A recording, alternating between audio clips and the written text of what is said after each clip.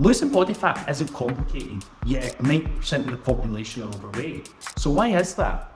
In this video, I'm going to break down exactly why most people go about their fat loss journey in the wrong way, the phases that they're missing out in order to keep the weight off, based off my 15 years experience. My name's Anton Danyluk and I've been in the fitness industry for the last 15 years. In that time, I've helped tens of thousands of people not only lose weight, but keep it off as well. Just this week alone, we had our last 8-week challenge finish and these guys lost over 400 kilograms and have now stayed in the program for that longer period of time because they understand that there is more of a process to just losing the weight.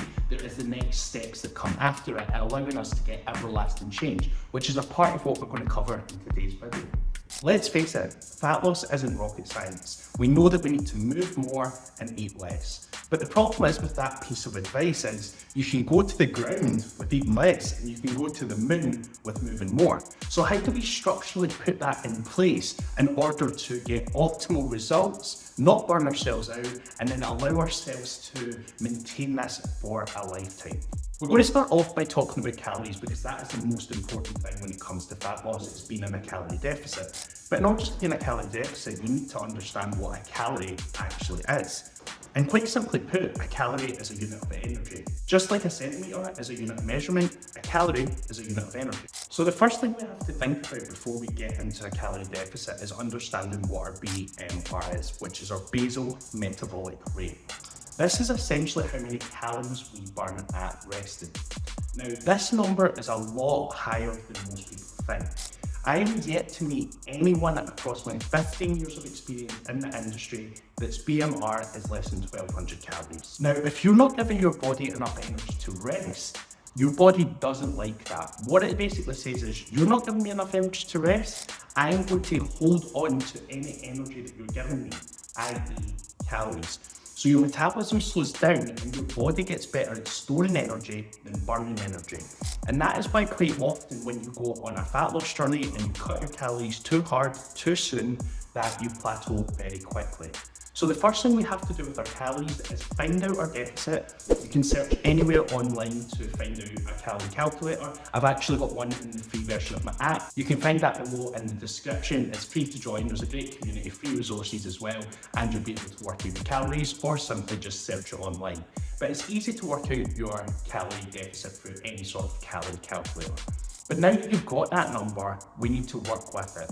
So as we go on our fat loss journey, we are going to be losing weight. So we're not going to burn as much energy at resting as what we did at the start.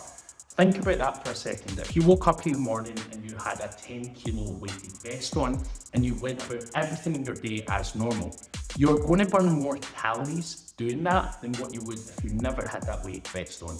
If you've lost 10 kilos, do you think you're going to be eating the same amount of calories 10 kilos heavier as what you are 10 kilos lighter? Absolutely not. So we need to make sure as the weeks are going on, we are assessing our weight, our measurements, our flows, and adjusting our calorie deficit according to that.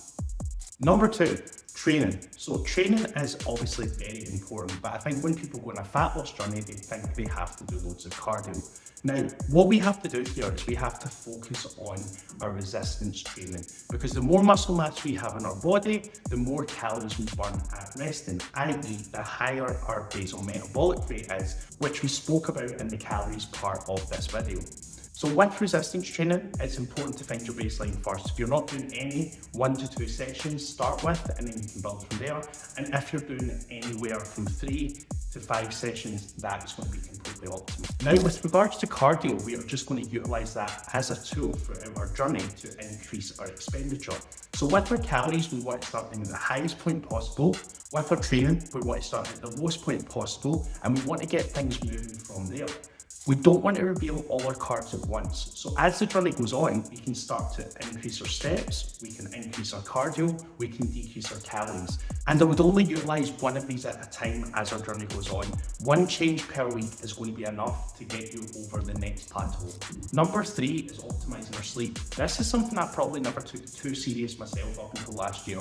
I've always been one of the people that was taught growing up, you can sleep when you're dead, ill bird catches the worm, but it's not quite the case, and sleep is going to be so important for your fat loss journey. See, when you don't have enough sleep, what happens is your cortisol level rises, which is going to mean that you retain more water. So I would recommend strongly that you aim for 7 to 9 hours sleep. But again, like everything else we speak about, we do not want to just jump to there straight away. If you're only sleeping 5 hours, let's aim for 5.5 hours, and then building that up slowly but surely over the weeks until you are sleeping optimally throughout your journey. And one thing I would recommend as well is you wouldn't miss your alarm in the morning to go to work. So why are we not being strict with our sleep time that we go to bed? That is going to be so important. So try that this week, making sure that you set yourself a set time that you go to your bed and do not miss it, just like you wouldn't miss your alarm to get up in the morning. Number 4, water. We hear figures being thrown about all the time, just like all the other metrics, as if there's this generic number for male or female. Anywhere between 30 millilitres to 40 millilitres of water per kilogram of body weight. So if you are 100 kilos, that would be 3 litres of water or 4 litres of water per day.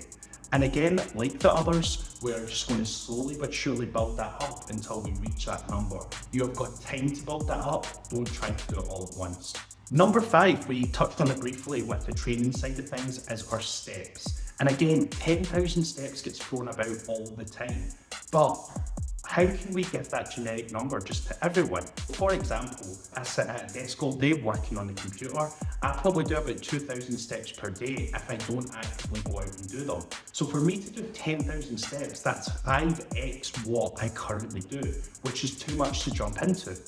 And on the other scale, I had a client come to me a few weeks back. They have a very active job. They do 17,000 steps per day with their job. Putting them on 10,000 steps is going to be a step back, excuse the pun, for them. So we need to make sure that we are setting our baseline and finding out exactly what we do. And I would recommend going anywhere between 20 to 30% above that. So what we just covered there are the 5 fundamentals for fat loss: our calories, our training, our sleep, our water, and our steps. That is all 90% of people need in order to lose body fat. Obviously, there's people with hormonal issues, etc. When we're talking about the masses here and what most people need to get in place. Now, the main thing that we spoke about there is finding what's right for you. So that is so important that you find your baseline of all these. We don't run before we walk, and we slowly make progression as the weeks go on. If you haven't done so already, make sure you check out my playlist at the top of my channel.